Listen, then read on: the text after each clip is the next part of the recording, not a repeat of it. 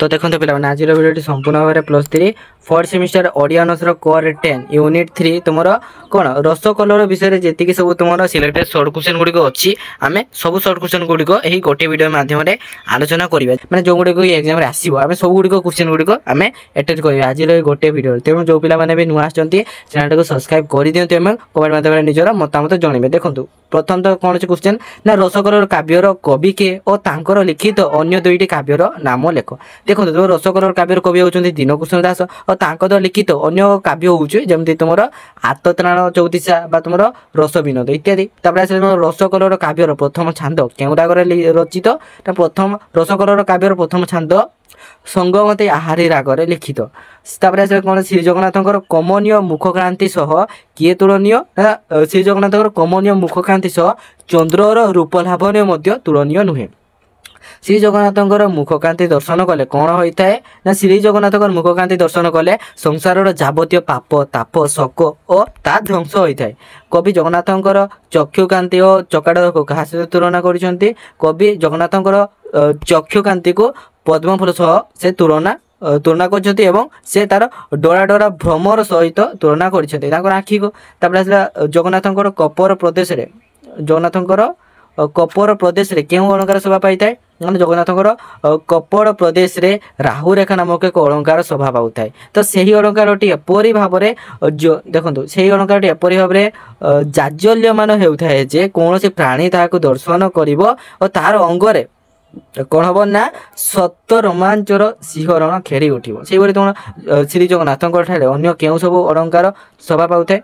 श्री जगन्नाथ कर्णरे मकर कुंडल कपारे तिलक हस्तरे कंकण एवं बाजुबंद तथा हृदय प्रदेश रे पदक शोभित होता है। शंख आकृतिर कंठरे कौस्तुभमणि अत्यंत सभामय हो प्रकाश पाई थाए। श्री जगन्नाथ किपरि संसार पाप ताप ध्वंस करिथांती ना देखो सूर्य द्वारा जपरि अंधकार नाश होता है सेहीपरि श्री जगन्नाथ द्वारा संसार समस्त पाप ताप ध्वंस होता है। श्री जगन्नाथ कंठरे पुष्पमाल्य दर्शन कर प्राणी मैंने कौन होती श्री जगन्नाथ कंठरे अनेक सुगंधित पुष्पमाल्य शोभा पाऊ थाए और ताहाको दर्शन करी स्वर्ग मर्त पाताल प्राणी मैंने बसीभूत होती। कल्पवृक्ष कौन और यह केउटी शोभा पाऊ थाए ना कल्पवृक्ष होउची अभीष्ट फलदायक एक स्वर्गीय वृक्ष से स्वर्ग थाए तेणुक यह इंद्रंकर नंदनकानन रे शोभा पाऊ थाए। यह जी जहाँ मागी थाए तो तार कामना फलव्रती होता है से मिली जाए। कल्पपुष्प सह उक्त कवितार क्या तुलना कराई कहीं कल्पपुष्प सह उक्त कवितार श्री जगन्नाथ को तुलना कराई। श्री जगन्नाथ को जी जहाँ मागी थाए ता होता है। श्री जगन्नाथ सर्वांग शरीर किपरि शोभायुक्त होता है। श्री जगन्नाथ सर्वांग शरीर मयूर पुच्छ द्वारा शोभायुक्त होता है एवं एथिरे कर्पूर चंदन प्रलेप दि जाए। श्री जगन्नाथ को कहीं हस्तर संकेत देखो कहीं हस्तर शंख चक्र गदा और पद्म धारण करते। श्री जगन्नाथ आसुरिक प्रवृत्ति धारा और व्यक्ति मान विनाश करने स्वयं श्री हस्तरे तांकर शंख चक्र गद पद्म धारण करते। प्रभुंकर कोटि प्रदेश किपरि शोभायुक्त होता है ना प्रभुंकर कोटि प्रदेश किंकिणी अंटारे व्यवहृत सैन्य अलंकार रहा संगे संगे से हलदिया वस्त्र परिधान करते। आसला देखो श्री जगन्नाथ परिचय कवि किपरि देइछन्ति।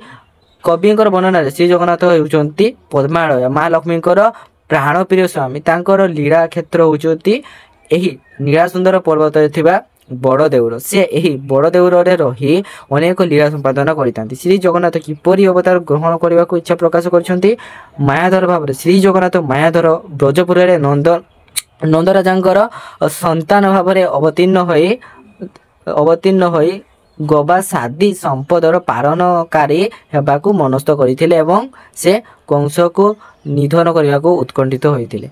केउ माने भागवतंकर सेवक अटंती स्वर्गर ब्रह्मा महादेव इंद्र तथा असुर एवं ब्रह्म अमर्त पातार अधिवासी माने तांकर सेवक अटंती। श्री जगन्नाथ दुख जंत्रणा किपरि अटंती ना श्री जगन्नाथ हेउचंती दुख जंत्रणादायक पर्वत पई पर्वतर कष्ट विधायक वज्र सदृश पर्वतर जेपरि वज्र ध्वंस करिथाए सेपरि पर्वत प्रमाण दुख और जंत्रणा को स्वयं श्री जगन्नाथ दूरीभूत करिथांती। श्री जगन्नाथ किपरि पाप को विनाश करते सिंह जेपरि गज को विधारण करिथाए ठीक सही भली श्री जगन्नाथ से भयंकर पाप को मते विनाश करिपारथांती। रसकलर काव्य केउ आद्य अक्षर नियम रचित ना रसकलर काव्य को आद्य अक्षर नियम रचित ଶ୍ରୀ ଜଗନ୍ନାଥଙ୍କର ସୁରଙ୍ଗ ଅଧର ଦର୍ଶନ କଲେ କ'ଣ ହୁଏ? ଶ୍ରୀ ଜଗନ୍ନାଥଙ୍କର ସୁରଙ୍ଗ ଅଧର ଦର୍ଶନ କଲେ କବି ମଧ୍ୟ ଯୋଡ଼ ହୋଇଯାଏ। ତ ପିଲାମାନେ ଆଜିର ଭିଡ଼ିଓଟି ଏଇଠି ରହିଲା। ଜୟ ଜଗନ୍ନାଥ।